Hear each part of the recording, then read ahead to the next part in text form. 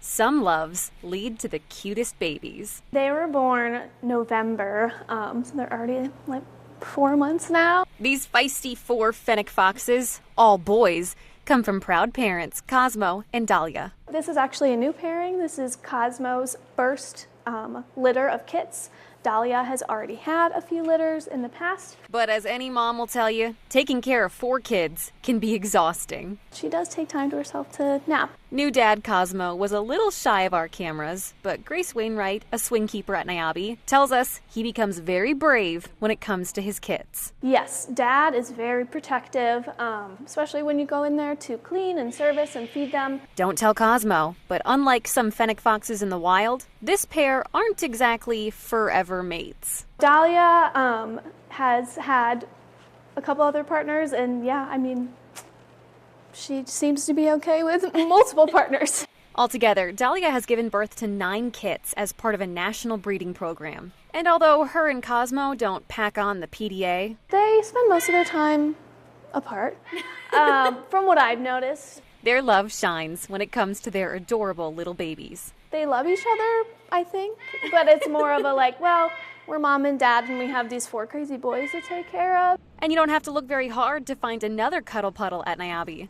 Across the Biodiversity Hall, sisters Tina and Louise spend every moment together. They're such a joy, and our guests were head over heels when they first got to see them. Tammy Schmidt is Niabi's assistant director. She says these Asian short-clawed otters have only been at the zoo for about a year, but it didn't take long to make their presence known. They're a mustelid, so they're constantly leaving their yummy scent all over everything to make sure all the other animals in the forest and in this building really know that they're present and, hey, watch out, here we come. These Valentines get 4 to 6 meals a day to keep up with their metabolisms. Who doesn't want to have their gal friends over for second and third breakfast? That's what I'm saying. Yeah. When they're not eating or napping, they're chatting. They're constantly communicating in some way, right? The way they hold their tail down or up. They're making small little voices and they have the highest pitched, cutest little voices of all the otter species. And it's all love over here. Tina and Louise don't even seem to get in sisterly squabbles. I think the only squabbles that might happen are over a yummy clam or another fish, and because we don't have a boy to mess things up. Speaking of boys to mess things up, they love each other sometimes.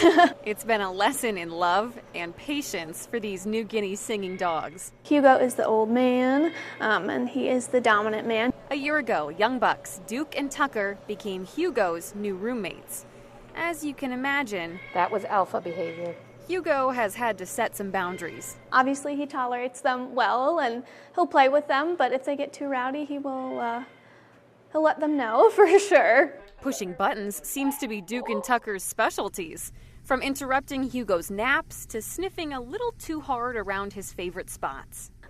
Hugo is definitely way more tolerant of them now. Obviously, he has his moments, but I would too. But after a year of learning to play nice, they've all formed a loving, brotherly bond. They don't cuddle a lot, but they'll sit together in the same space, and that's a really good sign that they're like, okay, I can deal with you. Like, Hugo can deal with the boys pretty well. And outside, at least one half of our final animal pairing is wild about the other. We have all, including Haruto, been very patient. This is Haruto, the palace cat. But good luck getting his attention. He only knows one thing, and that is her. She is the center of his life. Well, just the way they look at each other, it's got to be coming. Well, but you see, she's not looking at him. Perched above Haruto is fellow palace cat Evie. She's a bit younger than him and isn't quite ready to settle down yet. She's a social cat, and so she needs to know what's going on, and he just needs to keep up. But after 3.5 years together, the staff at Niabi is hopeful all of Haruto's pining will soon pay off. And they've been more amorous than ever. For right now, though, Evie is busy keeping a close eye on the rest of the zoo. She will never have to deal with FOMO because she has the pulse of the zoo. She pays attention to everyone. While Haruto just keeps both eyes on his lady. He always only has eyes for her. But we think they're perfect, just as they are. And we love them. We love them.